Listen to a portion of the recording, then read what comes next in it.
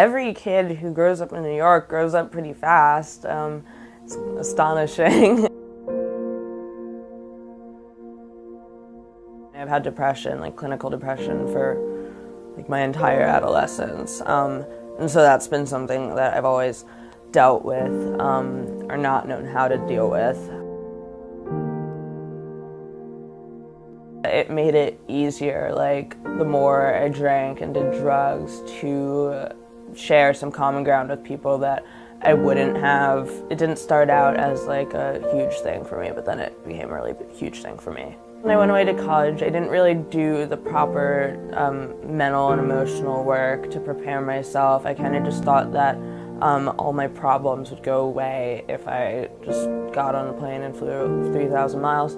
I went to class. I have always been somebody that goes to class all the time, but I just didn't really understand what I had to be doing to be a successful student, and then that compared with, I guess, like a little bit of insecurity, not about myself, but about like physical insecurity with where I was. And I kind of just kept like reasoning and like using this really fake rationale that like was so justified to me that I could keep doing this stuff. I'd be like, oh, I won't drink, and then I would just like smoke weed, and then I would be like, oh, I'm not gonna smoke weed, and then I just drink. Like it was kind of just bartering for equally bad outcomes.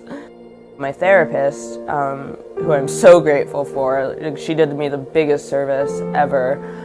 She referred me to a outpatient treatment center in New York City. I was looking for a institutional group therapy sort of thing where I could just work with other people around my age on these issues of depression and anxiety that I was facing. My mom was trying really hard to help me, just like, you know, any little things she could. I mean, my dad was doing the same, but obviously he was really busy. But, you know, they were both very emotionally committed to trying to figure out some way to get me better.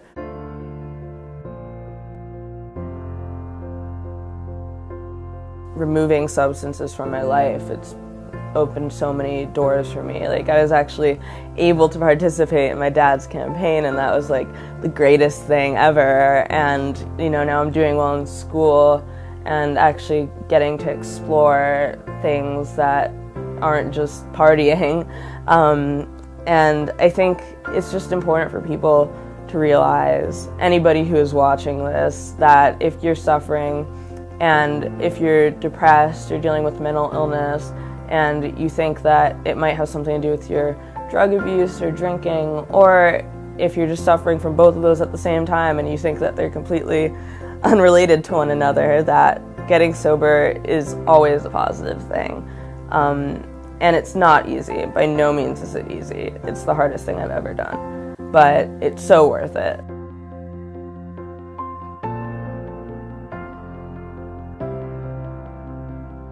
There's still so much work that needs to be done in modifying the way that we think about alcoholism and drug addiction, because a lot of people still fail to acknowledge that it's a disease. We're not providing enough treatment. We're not making it an open enough environment for discussion. I wanted to speak out because people are suffering from this disease and dying from this disease every day. And we really can't do anything as a society to help those people until we start talking about it. And nobody can do sobriety on their own. You really just have to keep on relying on those that have been there, finding people that have gone through it, being honest, open, and willing, and you will see the most immense change that you've ever seen before.